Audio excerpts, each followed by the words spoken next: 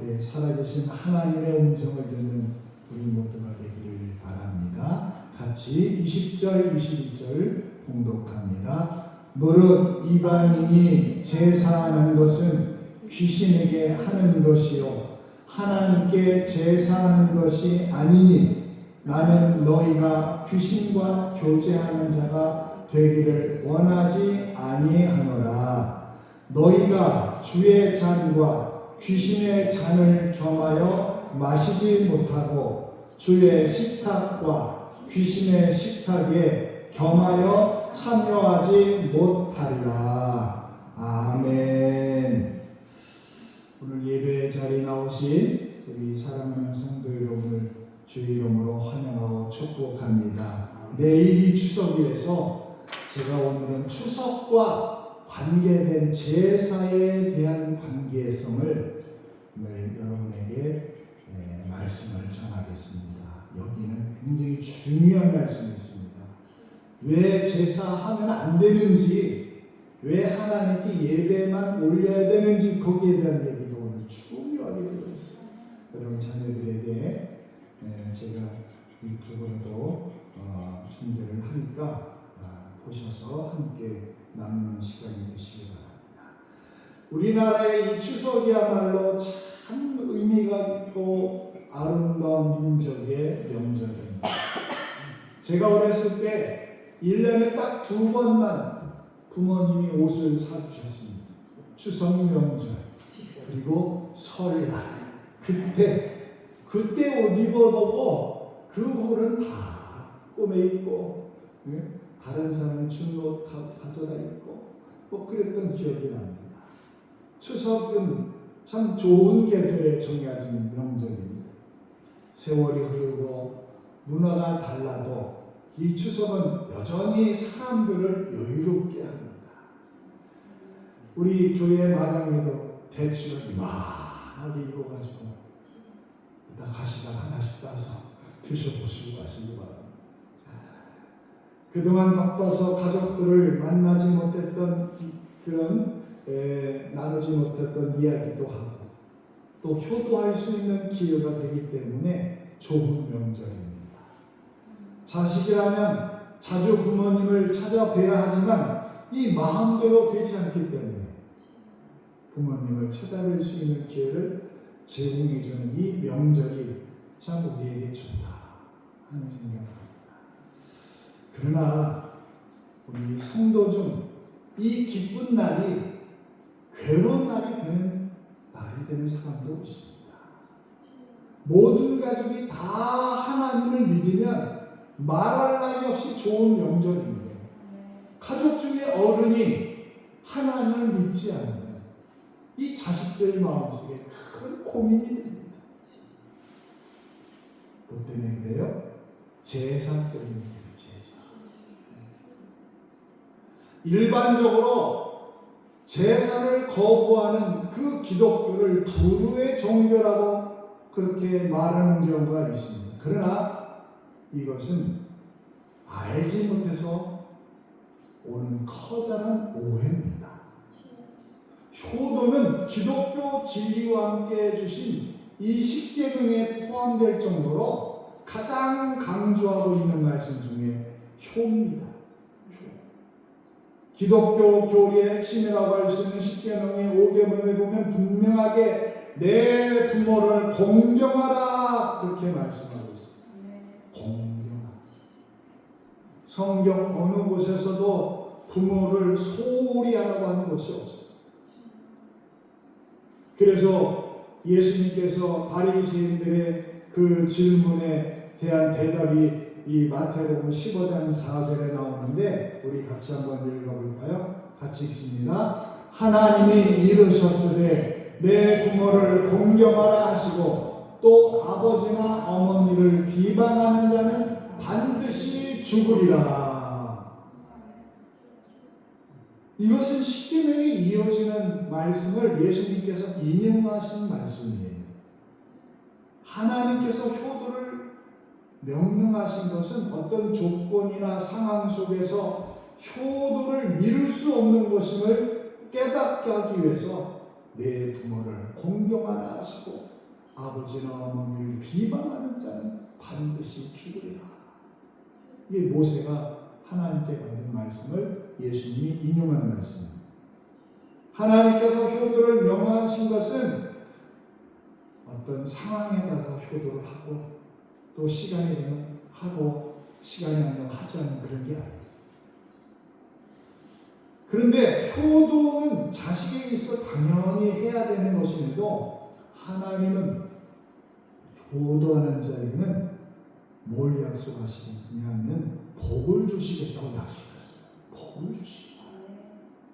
부모를 공경하도록 장려하기 위해서 부모님께 효도하는 자에게 갖가지 복을 누리며 살도록 복을 상으로 걸어놓으셨어요. 하나님.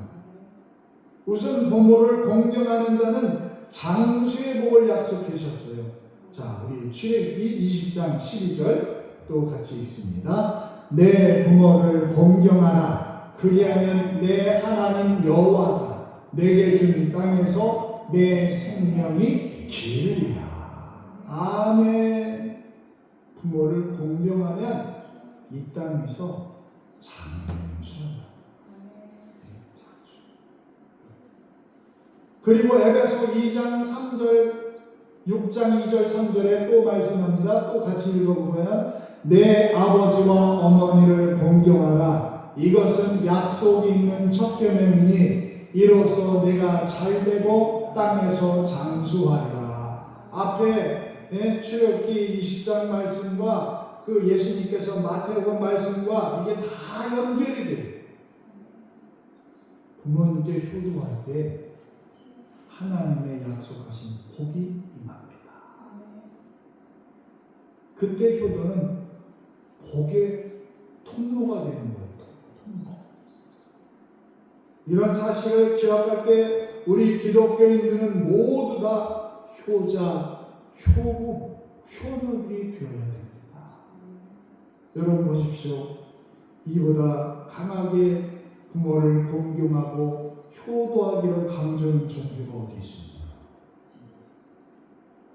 기독교 가장 부모에게 차라라고 말씀합니다.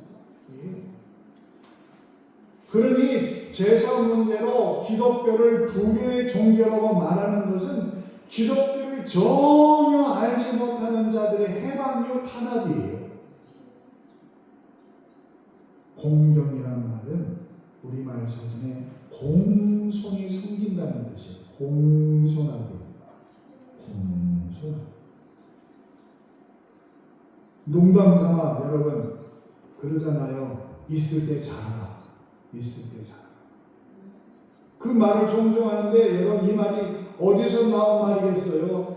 부모님께서 살아계실 때 잘해라. 효도하라는 말. 그런데 살아계실 때는 자기 마음대로 부모에게 학대하고 또 부모를 몰라라 했던 자들이 돌아가시면 그때부터 잘한다면 이건 청개구리예요. 청개구리. 제사와 효도는 전혀 관계없다는 것을 알아야 합니다. 부모님께 효도 복종하더라도 하나님께 복종하는 것을 우선으로 해야 돼요. 우선으로. 효도는 인간 삶의 질서의 기본입니다. 자식은 부모님께 순종하고 가정은 나라에 순종하고 그 나라가 질서 있게 성장합니다. 그런데 하나님은 효도한 사람에게 무한한 복을 약속해 주셨어요. 그러므로 효도가 없는 가정, 효도가 사라지는 국가는 멸망으로 가는 길이 가는 멸망. 자, 그러면 이제 제사 문제를 우리가 말씀을 드립니다. 제사. 우리 교회 여기 밑에도 작년에 올 초에 여러분들이 그 본문을 다시 저기를 해서 시신을 수습해서 거기다가 다 모셔놓고 있어요. 신앙생활 하는 가운데 종종 제사를 지내면 벌을 받는다는 말을 들었을 거예요. 하나님께서 진노하셔서 가정에 어려움을 준다는 이야기를 들은 적도 있어요. 또 반대로 제사를 안 지내면 조상 중 어느 한 분의 혼이 귀신이 되어서 괴롭힌다는 말도 들었어요. 그래서 조상 귀신을 노엽게 않도록 제사를 정성껏 드려야 된다고 말을 해요. 우리는 조상들이 말하는 이 혼백의 정체를 알아야 돼요. 혼백. 예수님을 믿으면서도 혼백이 붙어서 가정에 우환이 발생한다고 생각하는 사람들이 상당히 많이 있어요. 이거는 여러분 우리가 4,000년 전에 전혀 내려오면서 우매한 우리 사람들이 수없이 괴롭혀온 무속신앙에서 아직 해방을 받지 못한다는 것을 입증하는 것이 다름없습니다. 여러분 혼백이란 제가 오늘 쉽게 말씀드리면 그 음양서의 고대에 근거하는 내용인데 양기의 정령을 혼이라고 하고 음기의 정령을 백이라고 맹신한 일종의 귀신론이에요. 사람이 죽으면 양기의 혼이 승천하는데 이거는 여러분 자기들 말이에요. 지금 제 말이 아니에요. 그 가운데 승천하지 못한 것은 음기가 되어서 세상에서 여러 가지 해가 되는 것을 한다고 사람들이 생각해요. 믿어요. 그 가운데 억울하게 세상을 떠난 자가 귀신이 되었다는 것을 원기라고 부르는데 이것이 각종 악기의 변개를 일으킨다고 사람들이 생각해요. 이런 해괴망측한 주장은 성경 말씀과 너무나 관계없는 이야기예요. 예수님은 죽은 자의 영혼이 즉시 천국이나 지옥으로 들어가고 다시는 인간 세상으로 돌아올 수 없다고 말씀했어요. 그 부자 나사로의 비유에서 누가복음 16장에 나와요. 그 중에 하나 제가 오늘 읽어드리면 하나 넘겨주시면 누가복음 16장 30절이 뭐냐면 이 죽은 나사로가 한 이야기예요. 같이 읽어봅니다. 시작. 아브라함이여 만일 죽은 자에게서 그들에게 가는 자가 있으면 회개하리라. 이렇게 아브라함에게 부자 나사로가 죽어가지고 지옥 앞에서 얘기해요. 그렇게 말해도 아브라함이 뭐라고 얘기합니까? 보내주신 모세와 선지자들의 말을 듣지 않는 자는 소용없다. 그의 소원을 들어주자. 여러분 죽은 자의 영혼을 가리키는 혼백이란 세상에 있지 않아요. 이것은 단순히 귀신의 존재를 잘못 알고 있는 사람들의 생각이에요. 사탄을 사람들은 마귀 귀신이라고 불렀을 뿐이지 사실 동일한 사단의 역사일 뿐이에요. 성경은 귀신의 수가 대단히 많다는 것을 말합니다. 사단이 상황에 따라서 다양한 모습으로 사람들에게 나타나기 때문에 그렇게 표현하는 것이에요. 성경 말씀에. 그래서 귀신의 수가 많아가지고 군대 귀신이라는 별명도 가지고 있어요. 군대가 사람들이 많잖아요. 귀신은 영물이라서요. 여러분 사람이 알 수 없는 간교함과 힘을 갖고 있어요. 여러분 귀신은 진짜 있습니다. 귀신은 죽은 사람의 이름을 빌려가지고 자기의 신분을 위장하기도 해요. 그것을 사람들은 조상이 혼이 내려왔다고 하지만 실상은 사단입니다. 귀신은 병도 일으키며 사람의 몸을 상하기도 합니다. 그러나 중요한 것은 여러분 하나님의 자녀들에게는 그 능력을 행사할 수 없다는 사실이에요. 하나님의 자녀들에게는 이미 예수님에 의해서 철저히 쫓겨난 자가 마태복음 10장 28절에 바로 이 사단이에요. 사단은 귀신으로 변장하든 조상의 신으로 변장하든 여러분 하나님의 자녀를 건드릴 수 없다는 사실을 분명히 기억하시기 바랍니다. 따라서 제사를 지내지 않으면 후손이 뭐 잘못되거나 병에 걸린다거나 뭐 하는 일마다 잘못된다고 생각하는 생각은 다 사단이 심어준 생각이에요.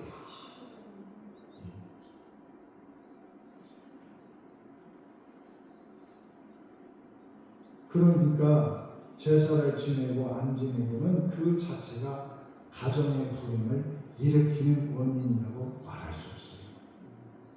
믿지 않는 부모가 제사를 지낸다고 해서 여러분 예수 믿는 자녀에게 사고가 일어난다든지 또 교회 나가는 자식으로 인해서 믿지 않는 부모가 질병에 시달린다든지 하는 일이 안 된다는 식의 판단하는 것은 기독교를 이 미신적인 무속신앙의 수준으로 끌어내리는 일이에요. 우리 사람들이 그렇게 생각하는 경우가 자주 있어요. 한마디로 기독교도 똑같은 종교로 하나님과 똑같은 잡신 취급하는 거예요. 잡신.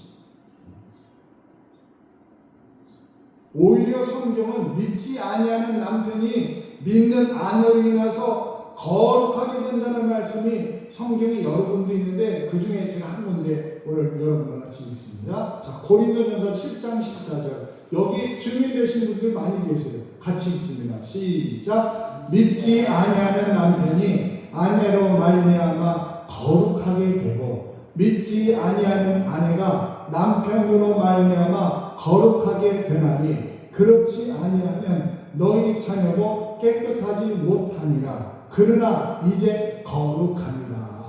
여러분 우리 계신 우리 성도들 가운데도 내가 예수를 믿고 남편과 아내를 구원하는 일에 앞장선 분들이 다 여러분들이시잖아요. 여러분들. 네? 그러셨잖아요.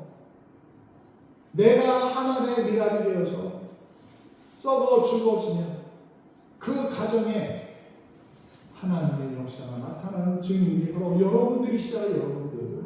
네. 식구 중에 한 사람이 하나님 자녀로 거듭나면 그 가정에는 복음의 빛이 확 비치는 거예요. 어둠이 떠나게 돼요. 결국 그 복음의 빛, 복음의 씨앗으로 인하여 가정 모두가 구원받는 하나님의 역사가 이루어지는 겁니다. 여러분에게 많은 가정이 이런 구원의 역사를 경험한 분들이 여기 우리 대부분이 다 그러셨어요. 대부분이. 네. 하나님의 나라가 여러분 사단의 나라에 침투하여 복음의 씨앗을 뿌리고 역사하는 가운데 사단이 방해함으로 어려움을 주는 경우도 있어요. 그러나 그것은 하나님의 역사를 방해할 수 없는 아주 미약한 바라게 해당될 뿐이지 절대로 복음의 예수를 막을 수 없어요. 막을 수 없어요. 믿는 우리 그리스도인들은 가족이 드리는 제사에 대하여 어떻게 대처할 것인가 태도가 분명해야 돼요. 우리 조상 제사에 포함되어 있는 성격을 알아야 돼요. 여러분 제사는 원시적인 애니미즘, 그러니까 모든 물건에는 신이 있다는 그 애니미즘이라는 그 물활론의 근거를 둔 일종의 잡신 숭배 사상이에요. 돌에도 절하고 나무에도 절하고 하에도 절하고 모든 물건이 다 신이라고 말하는 거예요. 그러니까 조상을 수많은 신 중에 하나로 섬기는 이 종교적 성격이 그 배후에 깔려 있어요. 그래서 여러분 오늘 본문 고린도전서 10장 20절에 이렇게 말씀하잖아요. 같이 읽어봅니다. 시작. 무릇 이방인이 제사하는 것은 귀신에게 하는 것이요 하나님께 제사하는 것이 아니니 나는 너희가 귀신과 교제하는 자가 되기를 원하지 아니하노라. 아멘. 분명하게 말씀하는 거예요. 분명하게. 제사하는 것은 귀신이 하는 거예요. 그것은 하나님이 하는 게 아니에요. 하나님은 우리가 귀신과 교제하는 자가 되는 걸 원치 않습니다.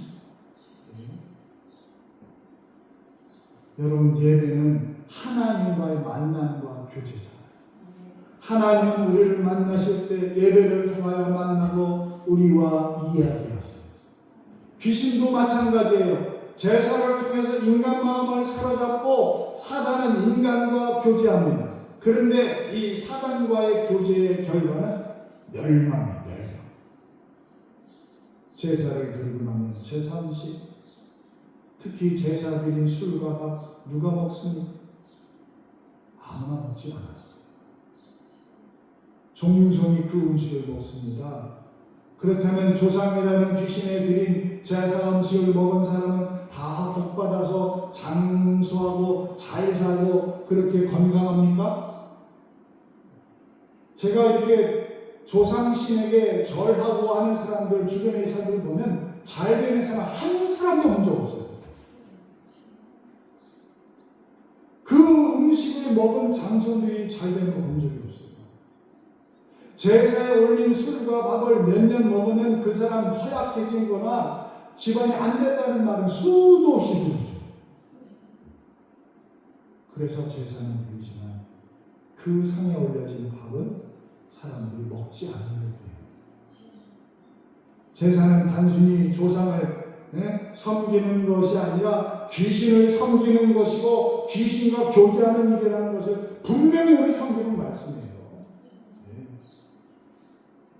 제사는 효도 행위가 아니라 가문이 망하는 결과를 가져와요. 가문이 죽어가지고 봉분 올리고 뭐 비석 세우고 다 소용없는 일이에요. 있을 때 자랐어. 있을 때 자라라고 여러분 자녀들에게 가르치시고요. 혹시 여러분 중에 죽은 조상에 대해서 존경심의 표현이라는 그런 차원에서 제사 문제를 이해하는 사람이 있으면 제사는 분명히 귀신 숭배, 귀신과의 만남을 갖는 것이고 10계명 중에 제2계명 우상 숭배라는 사실을 꼭 기억하시기 바랍니다. 제사는 오늘 말씀에 귀신이 하는 것이다. 귀신을 섬기는 것이고 관계를 가지고 있습니다. 제사는 효도 행위가 될 수가 없어요. 죽은 자의 영혼이 제사를 받지 않기 때문에 받을 수도 없죠.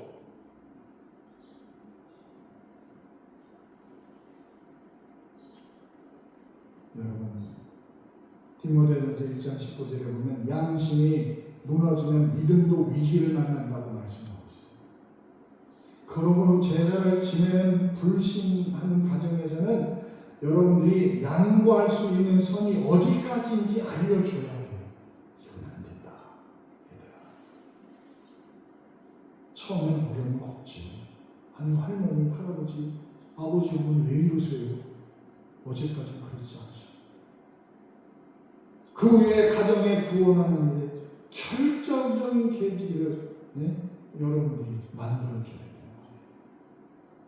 사랑하는 여러분, 제사를 드리는 것과 효도와는 아무런 관계가 없는 것이고 그것은 우상을 뿌리는 사실을 하나님은 여러분에게 말씀합니다. 조상의 혼내기라는 것도 미신이에요. 세상이 혼란하고 어려운 때일수록 우상 숭배가 각종 이름으로 우리들을 미혹시켜요.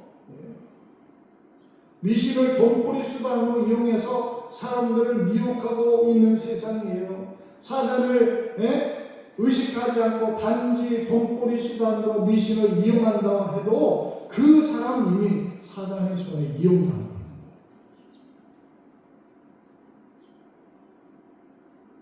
여러분은 거짓 속설에 미혹됨 없이 온전하게 하나님만 섬기고 여러분을 위해서 복받는 하나님의 가정이 되기를 주님은 간절히 원합니다.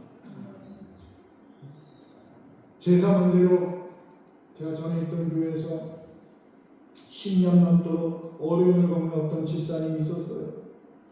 근데 제사 날이 되면 시골에 내려가서 준비하는 일에 만약에 제사 날이 내일이다 그러면 미리 내요. 하루 전 가서 다 해. 하지만 제사상에 절하는 자리에서 절하지 않고 부동의 자세로 기도를 하신 분이 있었어요. 처음에는 각종 협박과 욕설을 받았던 그분이었지만 10년이 지난 지금 완고하고 이름난 그 가문에 예수님이 들어가셨어요. 그 가정이 구원받은 이야기를 제가 들어본 적이 있습니다. 추석은 우리를 창조하신 분이 누구며 날마다 이동할 양식을 주신 분이 누구며 늘 풍요롭고 행복한 삶으로 아름답게 가꾸며 보호해 주시는 누군지를 여러분이 아시고 하나님께 예배하고 감사하는 날이 되어야 돼요. 추석은 정성의 예배를 드려요. 여러분 자녀들에게 가르치세요. 어떻게 하세요? 조상신과 잡신과 귀신에게 드리는 것이 아니라 나를 먹이시고 입히시고 나를 창조하신 하나님께 예배를 드리는 날, 그날이 바로 추석. 제가 순서지도 추석 가정예배 순서지도 마련했으니까 내일 10월 6일 내일 추석인데 여러분 혼자라도 예배 순서지 보시고 예배드리고 잡신에게 전하지 마요. 우리 가정을 하나님이 인도해 주옵소서. 그런 마음으로 하나님께 멋진 믿음의 가문이 되기를 주의 이름으로 축복합니다. 기도하겠습니다. 하나님 아버지, 오늘 고린도전서 10장 20절과 21절에 분명히 하나님께서 우리에게 아버지 하나님이여 귀신에게 하는 제사 하나님 용납하지 않는다고 말씀하십니다. 주님, 우리가 믿는 한 분 하나님, 창조주 하나님, 나의 구원자 되시는 하나님을 더욱더 깊이 모시는 우리 가정들 또한 가문이 되도록 이 나라 되도록 하나님께서 인도해 주옵소서. 사단 마귀는 많은 사람들 미혹하고 가정 문화라는 탈을 쓰고 지금도 미혹하는 가운데 있고 유혹하는 가운데 있사오니 주여 우리 자녀들을 지켜주시고 하나님 아닌 것은 아니라고 단호하게 말하는 부모 믿음 되도록 도와주시옵소서. 예수님의 이름으로 기도하옵나이다. 아멘. 찬송가 303장 우리 그것은 하나님의 사랑 찬송 같이 부르겠습니다. 303장입니다.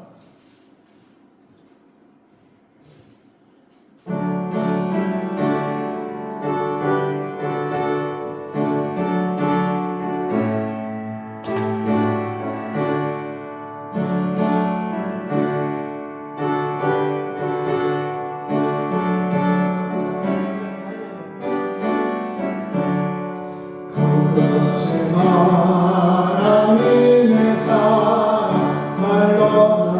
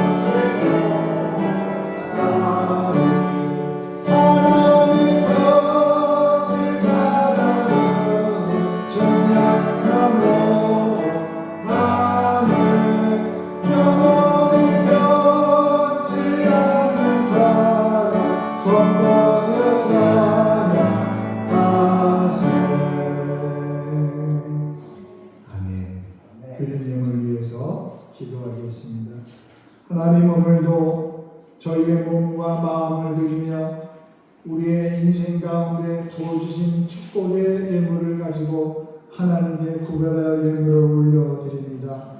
시울제물을 주님께 올립니다.